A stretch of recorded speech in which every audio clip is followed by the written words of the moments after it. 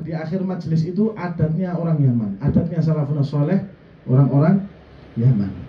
Wa ra'a ba'dhum anal qiyamah qamat. Bahkan kata Habib Abdullah bin Al-Haddad, beberapa dari mereka bermimpi bahwa kiamat itu terjadi. Kiamat terjadi. Wa sami'a munadiyan yunadi, lalu orang-orang mendengar ada sebuah panggilan yang memanggil, gumu ya ahlal Fatihah. Berdirilah wahai orang-orang Fatihah, wahai orang-orang yang senantiasa membaca Fatihah. Faqama ahlul Yaman, dilihat ahlul Yaman berdiri. Nah itu fadilah daripada kita akhir majelis membaca Fatihah. Atau subhanakallahumma bihamdika itu kalau kita baca di akhir majelis apapun, diusahakan apapun, duduk sama teman, mau berdiri, usahakan baca subhanakallahumma wa bihamdika asyhadu an la ilaha illa anta astaghfiruka wa atubu ilaik. Karena pentingnya itu untuk apa? Duduknya kita itu kan bahas macam-macam. Ada bahas yang faedah, ada bahas yang tidak faedah. Apalagi ini ada anak muda gibah kanan kiri, ya kan? Nah itu buat ngelebur dosa-dosa ngobrolnya kita yang jelek-jelek di majelis tersebut. Nah sekarang masuk ada murid ma'asyikh. Adabnya seorang murid terhadap gurunya. Guru ini macam-macam ya. Guru ini macam-macam. Kalau kita bisa, kata Sayyidina Ali bin Abi Thalib, beliau berkata, ana abdun man allamani harfan wahidan. Aku ini hamba, sudah bukan lagi murid. Hamba itu sudah tingkatan terendah. Hamba sahaya itu tingkatan terendah. Kita hamba Allah, Tuhan kita. Kita tingkatan terendah. Ana abdun, kata Sayyidina Ali, aku adalah hamba man allamani harfan wahidan, yang ngajari aku walau satu huruf. Nah kita kadang-kadang jeleknya itu kita melupakan guru-guru kita yang berjasa di waktu-waktu kecil kita. Nah ini yang banyak. Guru-guru kita yang mungkin ngajari kita, ustadz-ustadz kita yang ngajari kita baca Iqra, yang ngajari kita mulai dari alif, ba, ta. Lah ini yang kita lupakan. Kadang-kadang kan biasanya di rumahnya masing-masing, di daerahnya masing-masing. Nanti sudah di daerahnya masing-masing ketemu sama ustadz yang ngajari kita alif, ba, ta. Kadang-kadang tidak kita sopo, kadang-kadang tidak kita gagas, tidak kita perhatikan. Nah itu yang perlu diperhatikan. Ana abdun, kata Sayyidina Ali, man allamani harfan wahidan. Walau ngajari satu huruf, aku sudah bisa jadi hamba saya. Saking apanya? Saking adab itu sangat penting terhadap guru. Qala ba'dhum sab'una fi mi'ah annal ilma yunalu bisababi quwwatir rabit bainal murid wa syaikhihi aw ma hadha ma'na. 70% bahwasanya ilmu yang bermanfaat itu didapatkan dengan sebab kuatnya hubungan antara murid dengan guru. 70%.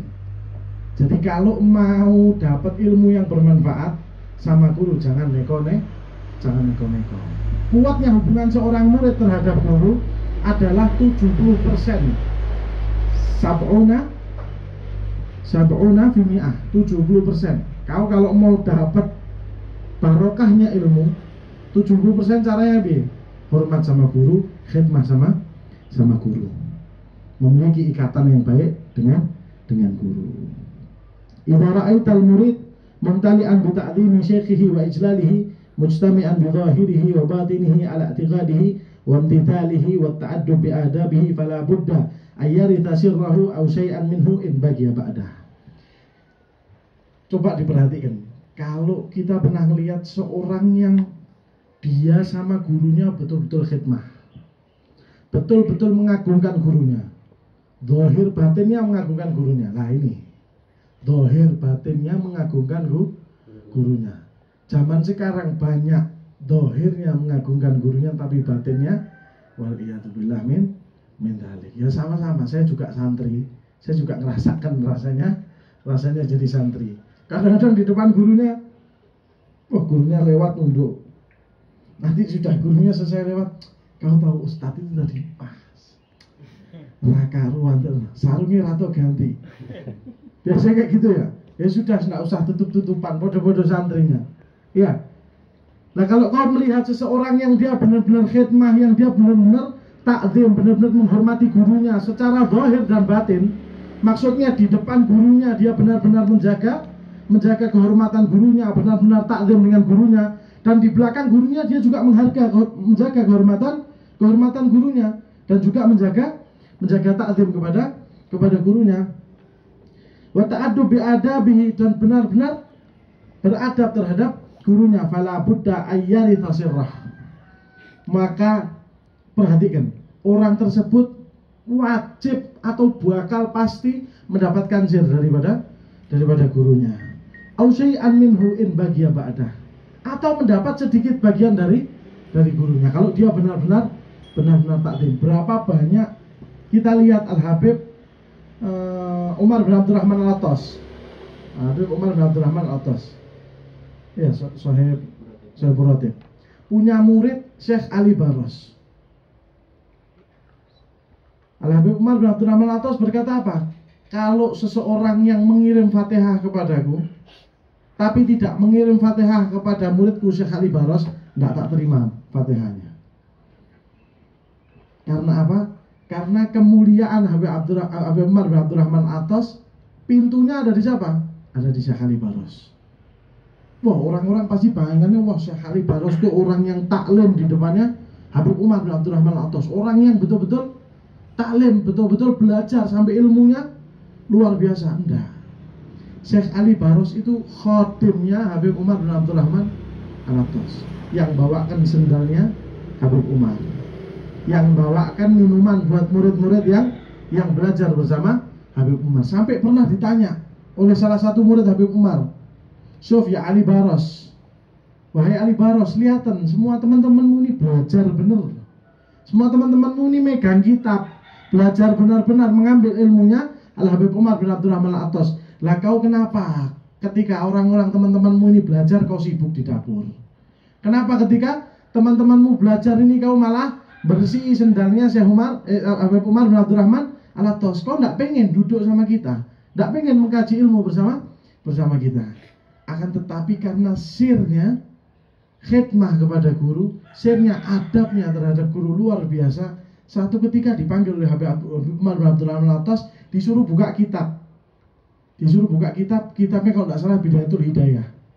Disuruh baca sampai mukadimah, disuruh berhenti oleh Habib Umar bin Abdurrahman Al-Attas, dibilang kafa ya Syekh Ali bin Abdullah Baros. Cukup. Semua yang ada di aku, kata Habib Umar, ada di kau wahai Syekh Ali Baros. Maka seorang Syekh Ali Baros menjadi orang yang sangat dikenal berkat Habib Umar bin Abdurrahman Al-Attas, gurunya sendiri. Bukan taklimnya yang dilihat, bukan belajarnya yang dilihat. Orang lama di pondok tuh bukan terus dia memikirkan, wah aku sudah hatam kitab ini, aku sudah hatam kitab ini, aku sudah hatam kitab ini, bukan.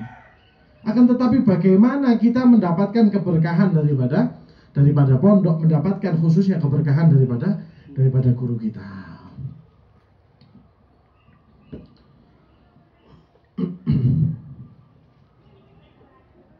Kanal Amin wal Ma'mun ibna Harun al-Rashid yatabadarani na'lai syekhihima al-Kisai ayyuhuma yulbisuhu iyahuma fayaqulu lahuma inda dhalik likulli wahidin wahidah. Amin dan Ma'mun, anaknya Imam Harun al-Rashid, khidmah kepada gurunya. Khidmahnya apa? Ngurusi sendal gurunya. Yang satu ngurusi sendal yang kanan, yang satu ngurusi sendal yang kiri. Nanti gurunya memakai sendal, dipakaikan sendal yang kanan. Yang satunya memakaikan sendal yang kiri. Lalu apa kata gurunya? Likulli wahidin wahidah. Setiap satu daripada engkau akan mendapatkan satu bagian. Maksudnya apa? Dari keberkahan gurunya tersebut. Apapun hal sepele apapun yang bisa kita khidmahkan untuk guru kita khidmahkan. Dan khidmah itu tidak perlu dilihat oleh guru kita, tidak perlu.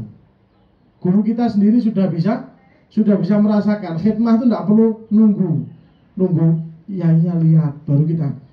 Nanti kiainya masuk, sudah lepas lagi, selesai lagi. Nanti kiainya kok kita keluar, nyapu depan. Kiainya masuk, sudah enggak. Kita niatkan kita khidmah kepada guru kita, bagaimana caranya? Ya kita khidmah lillahi ta'ala. Jangan mau dilihat oleh kiainya. Kita khidmah, niatkan, Allah aku mau khidmah di pondok ini, aku mau khidmah di majelis taklim ini, aku mau khidmah di kepada guruku ini lillahi ta'ala. Maka kurang banyak apa sih kita dengar cerita tentang murid-murid yang benar-benar khidmah kepada gurunya, yang tidak ngepen belajarnya, yang istilahnya kalau dipikir tidak masuk akal. Bagaimana sih? Tidak masuk akal. Habib Soleh Al-Hamid Tanggul itu muridnya Habib Abu Bakar Asy-Syekhah Gresik. Pada saat diangkat oleh Al-Habib Abu Bakar menjadi pengganti Habib Abu Bakar, semua muridnya Abu Bakar bingung. Nah, kenapa kok yang dipilih Habib Soleh ini? Kenapa kok yang dipilih Habib Soleh? Padahal Habib Soleh itu apa? Kerja di pasar, deprok di pinggir jalan, jualan di pinggir jalan. Tapi kenapa kok yang dipilih Al-Habib Soleh oleh Habib Abu Bakar bin Muhammad Asy-Syekhah Gresik? Karena apa? Karena benar-benar cinta, benar-benar takzimnya Habib Soleh kepada Al-Habib Abu Bakar. Habib Soleh itu waktu ke Tanggul ada yang ikut? Enggak ada ya. Siapa yang ikut? Ikut ya. Kita ke Tanggul itu bersama beberapa anak, kita maulid di dalam kamar khalwatnya Habib Soleh. Kita maulid di dalam kamar khalwatnya Habib Soleh. Khalwat itu menyendiri, tidak keluar kemana-mana. Subhanallah, di dalam kamar khalwatnya ini tidak ada kamar mandi, cuman kotak itu dok. Saya tanya sama cucu beliau, Beb, berapa lama Habib Soleh khalwat di sini? 2 tahun. Subhanallah, Beb, afwan